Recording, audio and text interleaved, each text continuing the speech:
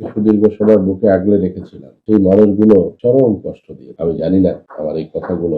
সালমার কাছ থেকে মেয়েকে ফিরিয়ে নেয়ার কথা জানালেন সালমার প্রথম স্বামী শিবলি সাদিক।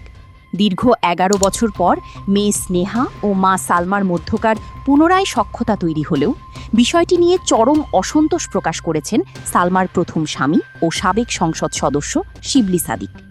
সম্প্রতি সামাজিক যোগাযোগ মাধ্যমে লাইভে এসে তিনি সালমার বিরুদ্ধে একাধিক গুরুতর অভিযোগ করেন এবং মেয়েকে নিজের হেফাজতে ফিরিয়ে নেয়ার ইচ্ছা প্রকাশ করেছেন। শিবলি সাদিক অভিযোগ করেন সালমা বিভিন্নভাবে প্রলোভন দেখিয়ে স্নেহাকে তার কাছ থেকে নিয়ে গেছেন।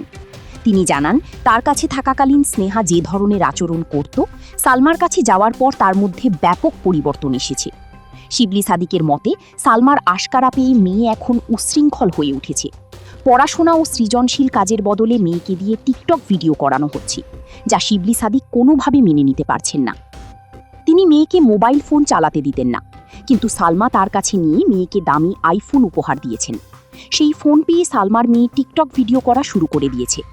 টাকা ও দামি মোবাইলের লোভ দেখিয়ে মেয়েকে নিজের পক্ষে টেনে নিয়েছেন বলে মন্তব্য করেছেন সালমার সাবেক স্বামী শিবলি সাদিক। সম্প্রতি দীর্ঘ বিচ্ছেদের পর সালমা তার বড় মেয়ে স্নেহাকে নিজের কাছে ফিরে পেয়েছেন।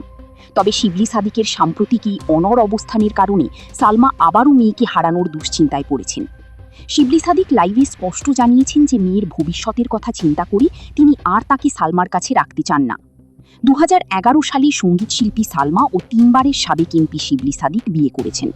২০১৬ সালে তাদের বিচ্ছেদ ঘটে এবং দীর্ঘ সময় ধরে তাদের একমাত্র কন্যা সন্তান স্নেহা বাবার কাছে বেড়ে ওঠে। ভিউয়ার্স, এ বিষয়ে আপনাদের মতামত অবশ্যই কমেন্ট সেকশনে জানাতে পারেন। ভিডিওটি দেখার জন্য ধন্যবাদ। Icon focus 24 TV, powered by 4D Fourth Dimension। আমাদের চ্যানেলটি সাবস্ক্রাইব করে আমাদের সাথে থাকুন।